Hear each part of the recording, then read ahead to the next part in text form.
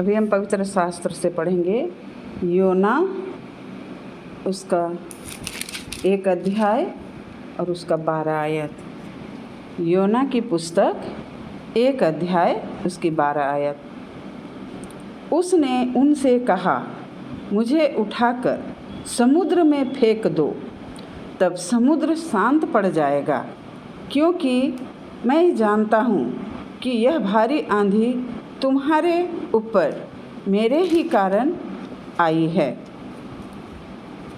प्रभु के प्रिय लोगों, यहाँ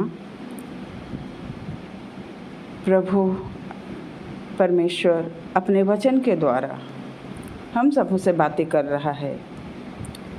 योना के बारे में बता रहा है कि योना को परमेश्वर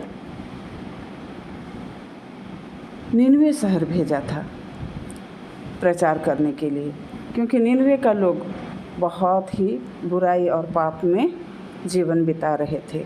हद से ज़्यादा पाप बढ़ गया था और परमेश्वर को देख करके बहुत ही खराब लगा, बहुत दुखित हुआ। परमेश्वर उन लोग को बचाना चाहता था।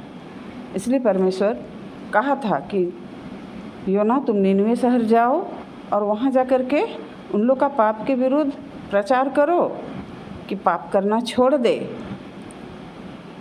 क्योंकि वहाँ का लोग बहुत ही पापी हो गया है।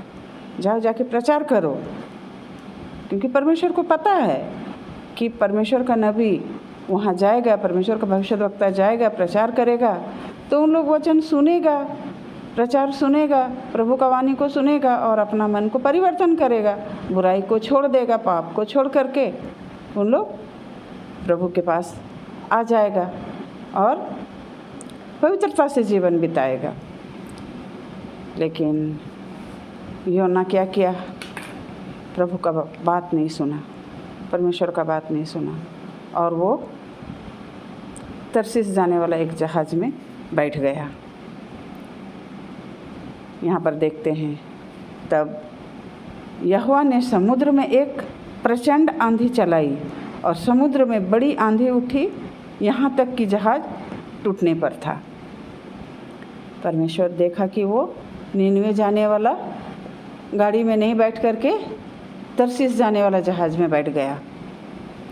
परमेश्वर को बहुत ही क्रोध आया कि ये मेरा बात को क्यों नहीं माना। इतना सारा लोग है वहाँ निनवे में, उन लोगों को इसका प्रचार के द्वारा मुझे बचाना था, लेकिन ये मेरा बात नहीं सुना। और वो परमेश्वर तरसीस जाने वाला जहाज़ में भयंकर आंधी तूफान भेज दिया और लोग डर गया। समुद्र में जो जहाज़ था पूरा डूबने लगा, लोग डर गया, अब क्या होगा। उसमें कितना सारा सामान था, जितना सवारी उसमें बैठा था, जितने लोग उसमें बैठे थे, उन लोग का हर एक का सामान था। उन लोग देखा कि जहाज़ एकदम डूबने वाला है, तो उन लोग जहाज़ खाली रखने के लिए वो लोग अपना अपना सामान भी सब फेंक दिया समुद्र में। सारे लोग अपना अपना सामान फेंक दिया। तब भी जो आंधी था वो शांत नहीं हुआ। उसके बाद लास्ट में आप लोग जानते हैं, योना को भी समुद्र में फेंका गया और योना को मछली निगल लिया। उसके बाद फिर योना नबी गया और जाकर के प्रचार किया।